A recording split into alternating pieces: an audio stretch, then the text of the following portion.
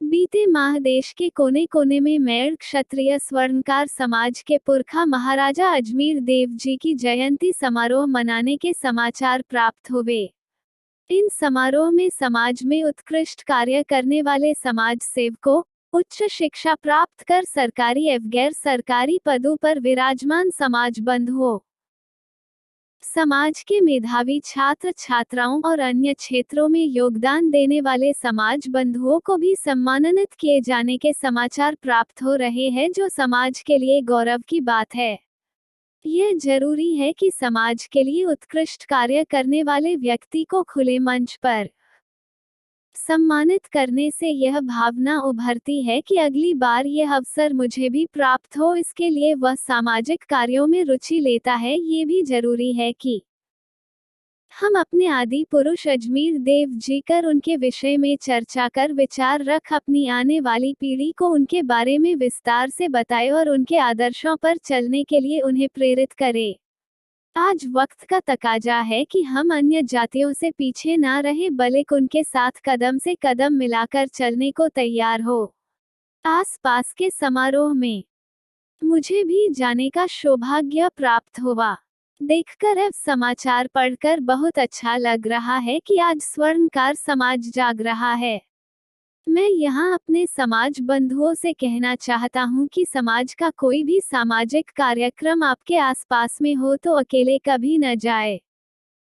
अपने परिवार के साथ, अपने बच्चों के साथ जाए। इसके आपके बच्चों में एक अच्छा संस्कार आएगा।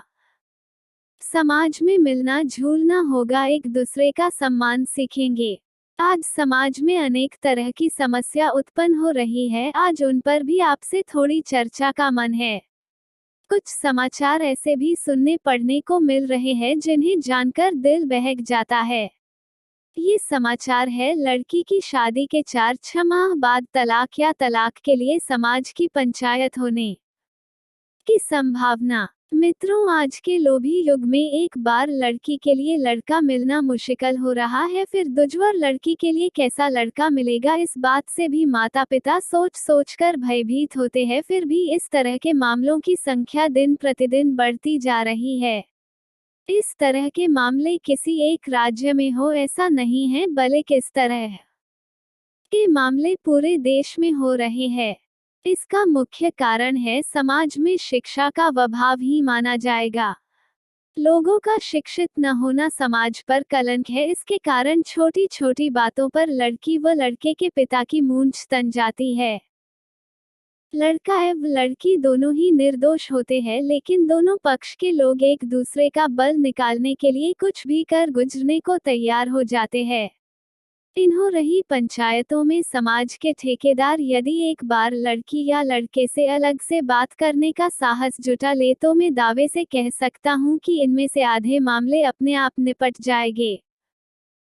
लेकिन ऐसा करने से उन ठेकेदारों की पूछ कौन करेगा, इसलिए लड़की या लड़के को पंचायत में बुलाए बिना ही फैसले सुरक्षित रखते हुए फैसला ले लेते हैं और वे दो दिल जो एक होने के लिए अग्नि के समक्ष 7 फेरे लगा चुके होते हैं अलग कर दिए जाते हैं।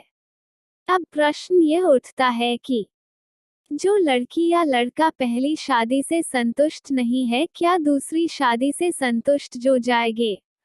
उस लड़की को ताने मारे जाते हैं, ऐसी भली होती तो उसी घर को बसती।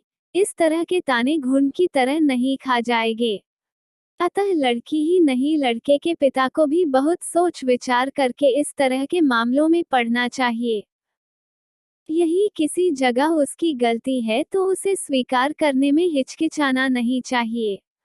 दोनों का परिवार फले फूले, उनके कार्यों में वृद्धि हो, इस तरह का प्रयास करके यदि चला जाएगा तो कोई ताकत नहीं जो उनके बीच बाधा उपलब्ध हो सके। रिश्ता तोड़ने में 1 सेकंड से भी कम समय लगता है, लेकिन जोड़ने में वर्षों लग जाते हैं। अतः बच्चों के जीवन में साधक बने बाधक नहीं। अक्सर देखा जाता है कि जब शादी होकर लड़की अपनी ससुराल आती है तो उसे ससुराल पक्ष के लोगों को समझने में, वहां के अनुसार ढलने में थोड़ा समय लगता है। ऐसे में शादी होकर आई दुल्हन को एवं लड़का पक्ष को भी संयम बरतना चाहिए। शादी के तुरंत बाद बिगड़े मामले जब समाज में आते हैं तो समाज के लोगों को चाहिए कि उनकी बात सुनकर दोनों पक्षों के साथ बैठक कर उन मामलों की बहुत ही समझदारी से हल करते हुए घर बसाने पर ध्यान देना चाहिए। ऐसे मामलों को ढीला छोड़ना या गलत है, इससे और अधिक दूरियां बढ़ेगी और अधिक खटास आता है दोनों परिवारों में। लेकिन अक्सर यह भी देखा जाता है कि समाज में अपना रुतबा बढ़ाने के लिए पद तो ले लिए जाते हैं, लेकिन उन लोगों के पास समाज के लिए समय नहीं होता है और वही